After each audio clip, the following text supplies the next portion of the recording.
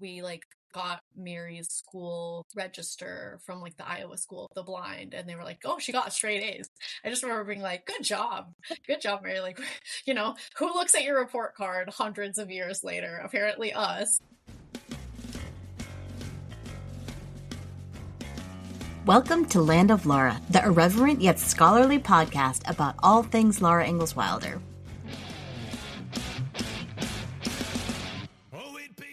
Today's episode is so much fun.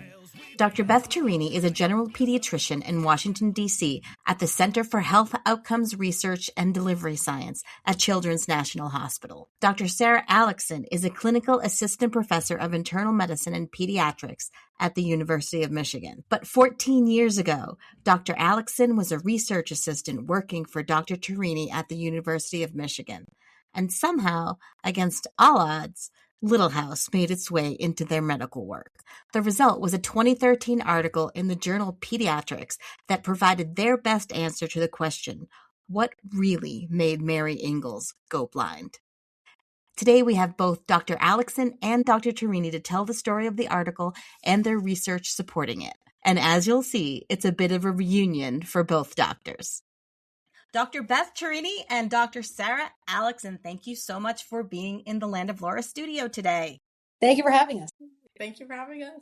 So we are talking about the article for Pediatrics, the Journal of the American Academy of Pediatrics, that you wrote back in 2012 called Blindness in Walnut Grove, How Did Mary Ingalls Lose Her Sight?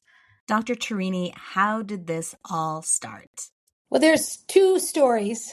There's the first start and then there's the second start. So the first start begins when I was in medical school and I was in my pediatrics rotation. We're sitting around a table doing our seminar at the end of the day. And we were talking about scarlet fever in the context of strep throat, which is very common in pediatrics, and how you can have strep throat and sometimes it can go on to have scarlet fever, and how it's, it can be serious historically, but it's not really as much of a serious issue now. It's basically strep throat with a rash. And I happened to say, yeah, of course it can be serious. Like Mary Ingalls went blind from scarlet fever. I mean, you can go blind. And at that moment, you could see the faculty member have this sort of confused look on her face, which I attribute to the fact of Mary Ingalls did go blind from scarlet fever, but scarlet fever doesn't make you go blind. Like, that wasn't where she was going. And she was like, yeah, I mean, but it doesn't generally make you go blind. I go, yeah, but she went blind from scarlet fever. Like, I mean, I can go get the book and we can, and she's like, yeah, you're right. She did go blind from scarlet fever. So therein began the sort of, how do we rectify these two sort of seemingly opposing facts, if you will? That scarlet fever seems to be innocuous, relatively speaking, nowadays. And Mary Ingalls went blind from scarlet fever. So I went and did my due diligence. I brought the book back, and I finished and wrote up a paper for that rotation. And as part of your classwork. Part of my classwork, right? At the time, this was before in the early beginnings of the internet. You had to write to people, emails, but I couldn't go online and look for primary documents. I wrote to the Hoover Library asking for the papers, and they would email me back, and then they mailed me the paper. So I did all of this stuff and looked into old medical literature, figuring out, like, can you go blind from scarlet fever? And I wrote up at a medical student level write-up that, this is what scarlet fever used to be like in the 1800s. This is what it's like now, and Mary Ingalls, in the book, allegedly went blind from scarlet fever. And I knew it had potential, but I just wasn't there as a medical student and didn't have the mentorship, really, to turn it into a scholarly article. So it went into a box and then followed me around in the box, the papers, for a decade, until I landed at the University of Michigan and met Dr. Allexan. I feel like I never got that whole backstory. So I'm like really excited to hear that because now I know the origin of the box. So then enter me, 2012 or whatever. I finished college at Kalamazoo College, looking to get into medical school, looking to do something. I became a research assistant at University of Michigan with Beth, and we were doing something completely different. We were researching cystic fibrosis. there was a lot of downtime. And so I just kind of be like, I need to be working 20 hours a week, but like, what am I doing? And so then appears the box. Uh, Beth brings the box into my office and is like, here's something to do with your extra time. And I was kind of like, oh, what is this old dusty box? What are we doing here? And actually, I didn't realize that you had talked with the Hoover Library before, because that was like my main contact. I loved that guy at the Hoover Library. Which guy is it Spencer or? It's Spencer. Yeah. We like thanked him in our paper. Spencer sent us so much information, but yeah. So basically then she brings me the box, tells me the story. She's like, hey, you want to do this on your like downtime? And I was like, okay, like, I don't really know where this is coming from, or like, this is kind of not what we were planning to do, but then ended up being the biggest fruits of our work together, which was amazing. And at this time, had you read the books? I read them as a kid, and like my parents had like the little box set like in our basement or whatever that I looked at through the years. But yeah, I remember reading them as a kid, but by no means was I like a diehard fan or something. Just like, that was just, it's like cultural education. Everyone had to read them as a kid growing up, right? When you said about the box, I can remember putting it down in the office. I remember exactly where you were. We were at the Child Health and Evaluation Research Unit at the University of Michigan, which is where Child Health Services research was done, now known as the Susan B. Meister Child Health and Evaluation and Research Center. And so I can remember going down the hall and like putting the box on your desk. And do you remember the whiteboard? I remember writing on the whiteboard, like, I think either the context or like what I thought was going on and things like that. And actually, I remember that and being kind of like a deer in the headlights of like, oh God, there's so much to put together. And then I was like, it's something like, it'll be fine. We're going to start in small pieces. Like, I have this box, and then I said, we'll go through and you don't have to know everything about it. We're just going to, we'll break it down and we'll start getting the sources. One is the Hoover Library, and then people who had written books on her, especially and then we even met up with Bill Anderson. What I remember being is like, it'll be okay. We can break it down. We have all these sources. We just need to put our arms around it, basically. Start looking for these people and this person. And then you came back to me, I think, shortly thereafter. I was like, this guy lives in Michigan. I think, like, the interesting thing about this, like, and I'm really glad we're talking with you today, Sandra, because I haven't talked about it in a while, like, since we published it, really. Like, people will bring it up, actually. Like, it's really interesting. So I'm a primary care doctor, and like, I have like a bio page, and like, people, especially like my retirees, they'll like come in and be like, I've read your bio, and like, oh, about like Little House on the Prairie and like Mary Ingalls, and they'll like be like, I read your paper, and like, it's kind of sweet. And I'm like, wow, these people have really done their research on me. It sounds like a nice calling card into sort of Gen X grandparents or parents. Totally. In pediatrics, it makes a lot of sense, but this, I didn't know that. That's great. People like it, yeah. But no, it's really interesting talking about this again now that I am my own full-fledged physician, right? When I was doing this research under Beth, I wasn't even in medical school yet. I was applying to medical school. I was hoping to get into medical school. And so when we talk about how I wrote the paper, but Beth essentially infused all of the medical knowledge into it, it's really interesting to look back at it now and be like, I had no idea what I was, I was teaching myself, and I'd ask her like, oh, well, do you think this can happen? Is this possible? Like, just coming from that more like lay person background to be like, oh, I don't know really that much about medicine. And now I do. And you say it like I magically infused, like I knew it would be published, perhaps, but I want to add that looking back, it's like, oh, of course, look at what a nice paper and you put together, and what a nice story and how it all came together. But at the time, from colleagues and peers, we had comments like, aren't you going to like write grants? Like, what are you doing? Like, what is this, like a science paper? Like, what's going on? Like, don't you do research on, newborn screening? Like, what is going on? In fact, Dr. Michelle Macy, who was always very supportive, I'll call out the supportive ones. And she and I shared a wall, and Sarah and I were having a meeting in my office, and the doors were both open so she could hear around the corner. And then she came in and was like, I'm sorry to interrupt, but are you having a book club? And we were like, no. Like, no. I was like, we're working on this paper. And she's like, that's fascinating. Michelle's always been a supportive peer and colleague. But anyway, not everyone sort of got it, so to speak. And in fact, I remember figuring out how were we going to fit this into a journal, because they have very specific criteria for types of articles. And if you're not on that diagonal, it's very hard to fit it in. And not having a research original investigation paper, as they say, is challenging to sort of say, hey, look at this paper. And I remember it was Dr. John Lantos. I was at a meeting. This is where the sort of the networking happens and helps. And I talked to him about this paper. I said, what do you think about this? Do you think people will be interested in this? He's like, yeah, definitely. Now, he's an ethicist and neonatologist. I mean, he does work between the aspects of the human experience and the medical experience. So admittedly, he has a different lens than many. But he kept the sort of flame alive, so to speak. And I think he read an early draft and commented on it. So not everyone saw where this was going from a medical lens in a medical journal, but some did. Yeah. No, like I remember this was a big part of it, was like the drama behind the scenes. Like I feel like Beth was like, people don't think that this is an important project, but I was like, I'm just kind of running around behind the scenes getting some information, like maybe I'm not really supposed to be doing this kind of thing, or like I don't know. I was completing my other work, but then I was also doing this. So yeah, it was like a little bit controversial at the time. I remember that. So this isn't a mystery podcast, so there's no need to not say that what you concluded Mary probably had was, I'm going to try to do this, viral meningoencephalitis. Yes. So obviously there was research to get to that point. Where did you start?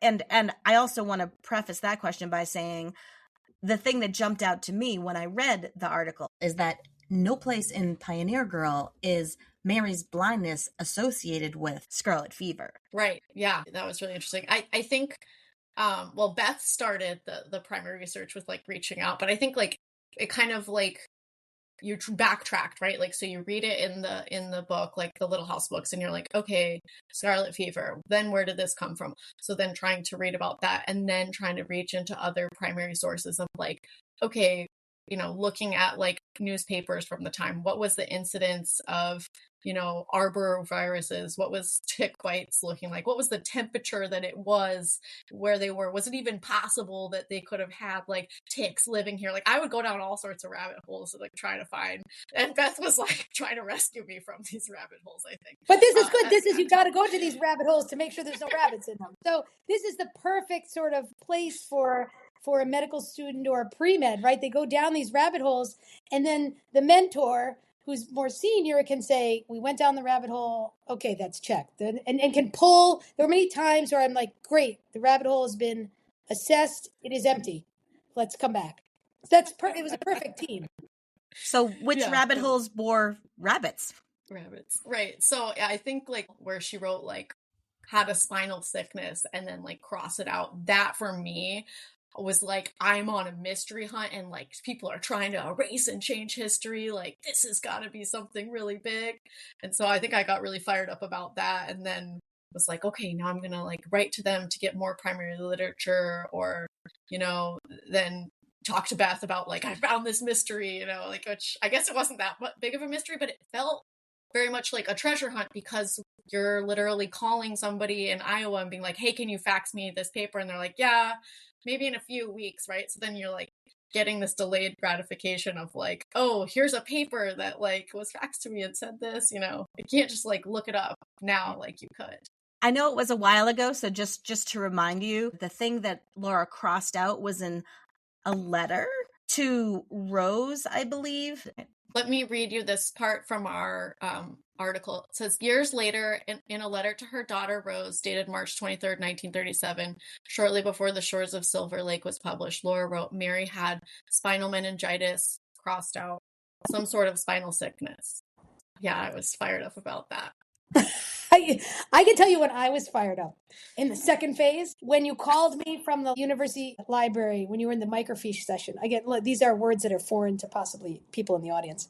And I think maybe that was during a time you were waiting for things, because I remember we probably were like, let's search the newspapers of the time or something. Yeah. And maybe we were waiting. I don't know why we thought to do this. We had nothing better to do, so let's go down that rabbit hole.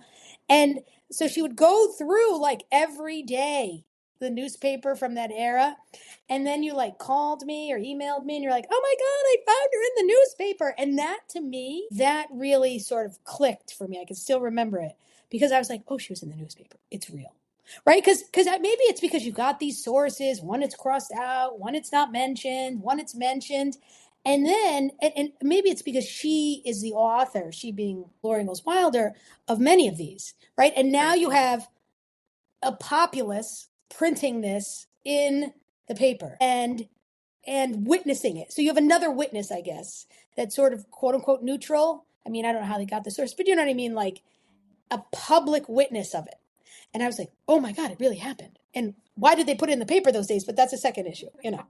April 14th, 1879, Miss Mary Ingalls has been confined to her bed about 10 days with severe headache. It was feared that hemorrhage of the brain had set in. One side of her face became partially paralyzed. She is now slowly convalescing. And then a month later, Miss Mary Ingalls is still confined to her bed, and at times her sufferings are great. And so that really clicked to me. And that piece of evidence really is telling because, right, many people, even those non-medical, would see it could be a stroke-like or paralysis effect, neurological, vascular in origin, meaning blood, you know, all these things, but it really localizes it to nerves right now, right? Like, and this is in an area where you don't see scarlet fever doing these types of things. And so it really gets into your large word of meningoencephalitis, like nerves, the brain being inflamed, having a pathology of some sort. The fact they said like spinal bleed, what did they say, head bleed there? Is that what it said? Severe headache and hemorrhage of the brain, yeah. Yeah, like, I mean, now, I don't know how they know that. There were no CTs back then. So the best I can say is they deduced it from the clinical signs. Maybe they saw pressure in the brain through the fundoscopic exam, through the eyes. I mean, you don't. I think it was maybe more like Bell's palsy, honestly. That's what I think it was. I agree. Whereas like a nerve inflammation paralysis there. I agree. But why they said she's bleeding, maybe because they're like, oh, that looks like a stroke. And that was it. But they'd have no confirmatory pieces, which is why this stuff is kind of fun because when we read something in the medical record nowadays, they're like, oh, hemorrhagic stroke. You're like, okay. And now, granted, we'll go back in the record and be like, so what did the CAT scan show? But where's the proof? Yeah. Correct, right? And so here you have to sort of understand what the proof would have been and why they came to the conclusions they did. And you concluded that a real stroke was unlikely? Yes. In her age, yeah, in her age. And for it to resolve so quickly. She wasn't left with like hemiparesis, like which means like part of her body, like half of it isn't working. Like that would be more common to have. Blurred speech. See, now I can have the conversation with Dr. Allexan, the internist and pediatrician. We're on another level now. Yeah, now we have not had this conversation until how many years? 13 years now, 14 years later. And so now it's funny because now we can have it as like peer doctors. Yeah. So Dr. Allexan is listed as the first author and Dr. Tarini is the fourth author, but there are also two in the middle. Can you tell me what roles they played in writing this article? This is where it ggets fun, like the puzzle. So Dr. Carrie Byington is an infectious disease doctor, and Dr. Jerome Finkelstein is an ophthalmologist. I worked with him at the University of Michigan, and we brought them in because of the content expertise they both had. You can always remember when you go up to these colleagues, Dr. Byington was visiting the cheer unit at the time as a visiting professor. She is a trained infectious disease doctor for children. And so she was like getting a coffee and a donut. And I was like, hi. So Dr. Byington, can I ask you a quick question? And then I, as a junior faculty, young faculty, and then be like, I'm doing this project, and I talked to her about it, and Laura Ingalls Wilder and her sister, and they give you this inquisitive look like, yes, where's this going? I'm just coming for a donut. And I talked to her about the hair falling out. I think it's in the book. Yeah, her hair, as this is just memory, but her hair was shorn like a boy's. Yes. And I was like, her hair fell out? Like, is there some infectious disease that can make your hair fall out? And she's like, high fever. So it was like these little things that, right?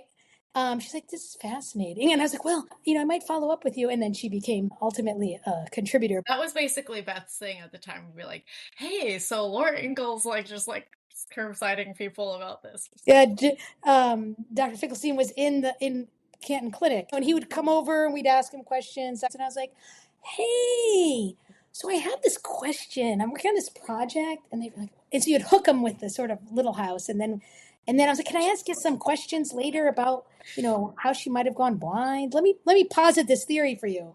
So those two I sort of cornered, but in a gentle way. And they were willing participants. After it was published, someone emailed me, that everyone has all their opinions now, and they come out of the woodwork and they're like, well, you missed, it could be bilateral retinal strokes. And I was like, yes, that's possible, but the likelihood of having either bilateral retinal strokes or a stroke at the branch point, it is unlikely. Now you get into sort of like, you'd have to have 2 strokes in both sides and only in the both sides. So, which is what we had sort of done before, right? Like the likelihood she has a stroke and has no residual other problems and or no other symptoms alongside it is very unlikely. So measles was also something that you looked at, which Mary got when they were living in Burr Oak, Iowa. But you ruled that out. Yeah, mainly just because her eyes were preserved in terms of their appearance. She always described how her eyes were still beautiful and blue.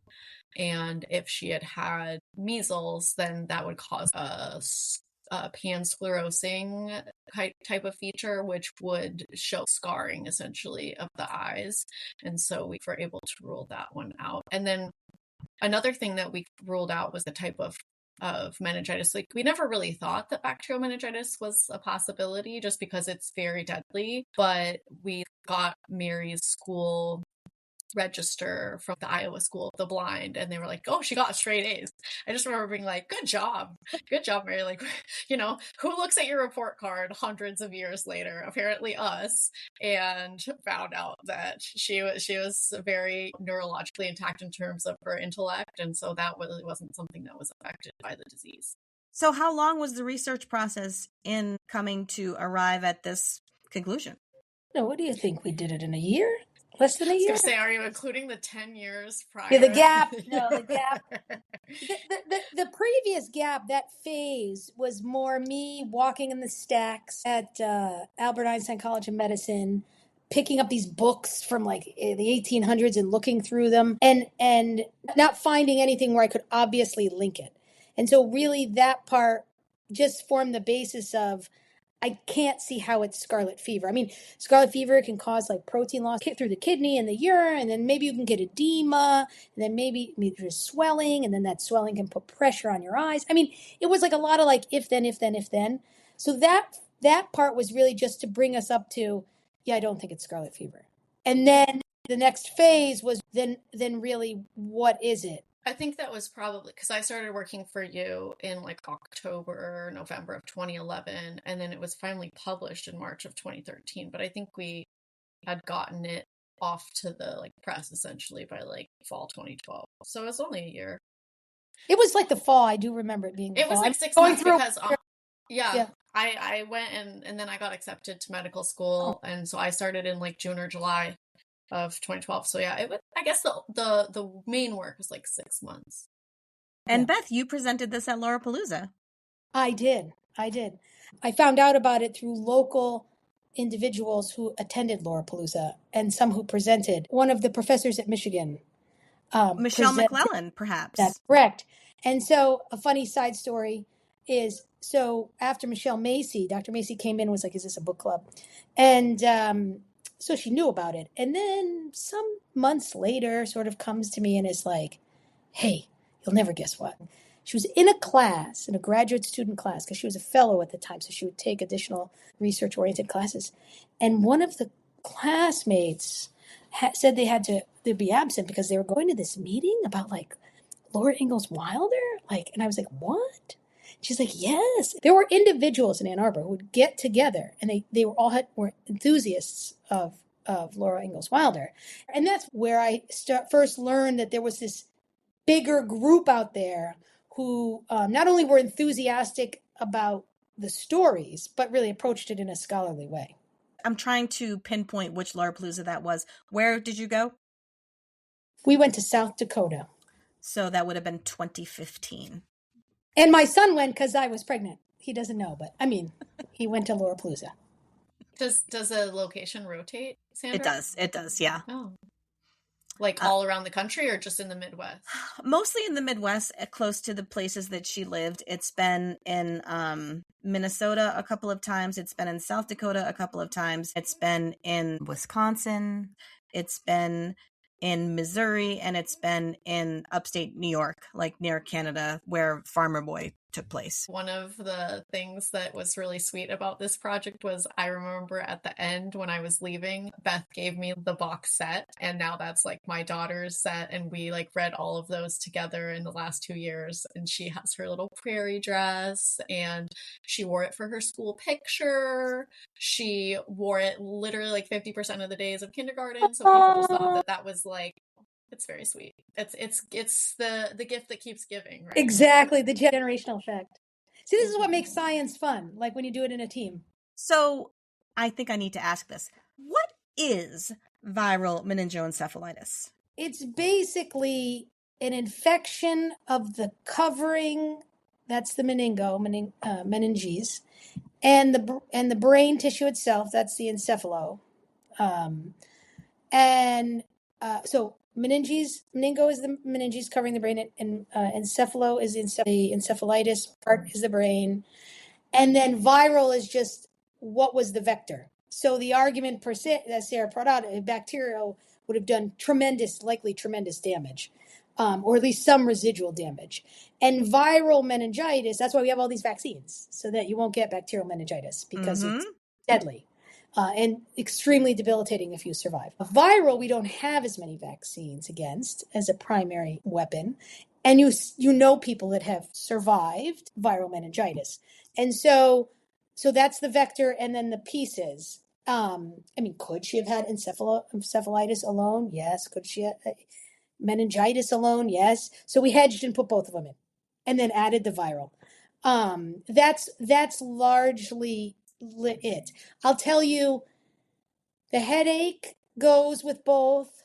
The fever goes with both. If she had like a lot of delirium or like weird behavior, that would lean you more towards encephalitis being part of it. The post-infection, the way she lost her sight, to me, is very much a post-inflammatory kind of approach. It's like an inflammation takes hold, and she slowly over time, like the nerve is slowly dying and like no longer like correct. Yeah. Well, after her fever symptoms are gone. So in her recovery phase, basically, you're getting these symptoms, which suggests sort of a post-inflammatory, which is common with, you can get post-inflammatory for viral. I mean, we now know in the 21st century, viruses can cause cancer. They can trigger autoimmune diseases, all these types of things. So that's our best guess, I guess. I'm just thinking what a fan would think. Like, so would it be possible, and forgive my ignorance, but would it be possible for someone to go blind from that today? From viral meningoencephalitis? Yes. I think so. I mean, I think that like the support that we can give patients nowadays is much better, and like the diagnostics in terms of like targeting to, say, if it was a herpes simplex virus, like they would give antivirals, which would likely reduce the inflammation, so you'd be able to head it off. Yeah, I think so. I mean, I think like it sounds like, I don't know if they were like treating her fever. And most of the time we say like, it's okay to have a fever, right? Like that's your body's natural response. But like very high prolonged fevers, like Beth mentioned, that could cause like hair loss, that's not good for the brain either, right? And so, there's a lot that we can do in modern medicine in terms of fever control, hydration. The baseline nutrition is just better, right? Yeah, nutrition, and like, sometimes for certain neurologic injuries, they'll even do like, like trying to keep the brain at a certain temperature, like that. Maybe that could have played into it. But yeah, I guess like looking back at this, I remember one of the things I really wanted to nail down was like, what exact infection did she have? And like, I really wanted to find that. And that's why I was looking at like, what was the temperature? Like, could there be ticks? Could there be mosquitoes? Like all these types of, yeah, like, because I think one. And I was like, viral's good enough. West Nile. Yeah, we were like trying to look about like West Nile virus because this can cause, usually in the summer people are more worried about this kind of infection risk and stuff. And so I think I was like, I'm going to find the diagnosis. And we were like, okay, we don't know if we can get to that kind of granularity, but I think kind of to your point of would this happen today, I think we have better diagnostics in order to target the exact type and then treat it based on that. So looking back now, 13 years later, a little more than 13 years later, or that's from publication, how do you look back on this article now? With fondness. I don't know. It has a thread through a lot of my life. So it has a bit of nostalgia piece of it. Brings me back to my medical school training, back to my early faculty days, pulls in people that I got to know, like Sarah and Dr. Byington, Dr. Finkelstein. It has a lot of sort of nostalgia professionally, and also a lot of nostalgia about the books. It's something that relates to my childhood. I remember going to the library and reading the books. Clearly, that's how I sort of anchored in the Scarlet Fever piece. And it also really opened me up to this idea of different ways of looking at the Laura Ingalls Wilder series, and all of it, not only from sort of an entertainment piece, but like Professor and Dr. McClellan, like how you can sort of look at these pieces of historical fiction and really learn a lot about life at that time and see these different threads in it. I remember very vividly, for instance, her telling me about the 4th of July, I believe it was, and that there's a lot of messaging in that you don't see. So, and then I think finally, like, and I told you so to all the doubters. And then a warmth for all the people that, like, people of all walks of life can relate to this. I mean, there are people with PhDs that are like, oh my God, as Sarah pointed out, there are people that come to her clinic. I mean, I got letters from people all over. It got on NPR. It got on CNN. My medical student at the time texted me, was like, you're on CNN. I'm at the library at midnight. I mean, the ability to sort of reach across different generations, people of ages, education, in an era, especially now, of sort of somewhat relative isolation, friction, etc. It really like warms the cuckles of my heart, for lack of a better term. Wow. I can't top that, but I will say that on a personal level, it was super important for my career and being able to become an assistant professor. Like that was one of the criteria, was like, you have to have a published article. And so Beth got me where I am today. She's responsible for me being at a higher level in terms of my faculty, but also like, yeah, connecting with other people about it, people like knowing that you have this connection. It's kind of like a soft start or like a connection point for people. And yeah, I think I kind of mentioned passing it down to my kids too. Like I actually remember also, like, this is another one. I think I texted Beth when I was reading the books that she gave me, the box set for Farmer Boy. There was some mention of, oh yeah, it was Almanzo, like that he like became basically like lame. And I was like, what was the cause of this? I'm like, is it diabetic peripheral neuropathy or something like that? Which Beth has much less interest in, as she's a pediatrician. Well, wait, the sequel's never as good as my husband says as the original. So that's my concern. But I do have, it is funny you bring up Almanzo, because he is, not to cut you off, but he is one, I have very different views on this than you do. And now that we've made it public, maybe we have to sleuth it quickly.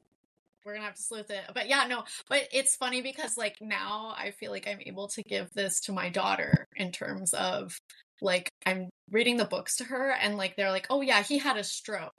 And I'm like, Eleanor, that's not right. I don't think he had a stroke. I'm like they didn't really know. Like I think he probably had diabetic polyneuropathy. And Eleanor's just like, Mom. Well, it's funny you bring that up, because I got a letter. I'm sure I have it somewhere here in what my husband calls the archives of all my saved letters. And there was someone who was a physician who wrote to me at the time and said, I also didn't agree that it was scarlet fever. It never made sense medically. And when I would read the books to my child, it was the same, exactly what you're describing. But I couldn't put it together. But I also agreed. It just never made sense. So is there a new project figuring out what exactly Almanzo had? We should. Maybe this has brought us together in a kismet way to begin the next. Potentially. Yes. And then maybe we could present it at the next round that gets to New York. Thank you so much, both of you. I think the two of you had fun, and I had so much fun talking to you. Delight. It's our pleasure. Yeah, we love this topic. That sounds interesting. Stay tuned, friends. We may have another medical journal article from Dr. Tarini and Dr. Allexan about exactly what happened to Almanzo Wilder. Thank you so very much for listening. I do really enjoy doing this podcast, and I appreciate every last one of my listeners. Do please tell your Little House friends, share it on social media, review it on Apple Podcasts, comment on Spotify, anything you can do to get Land of Laura in front of people who will enjoy it. Land of Laura is created and executive produced by me, Sandra Hume.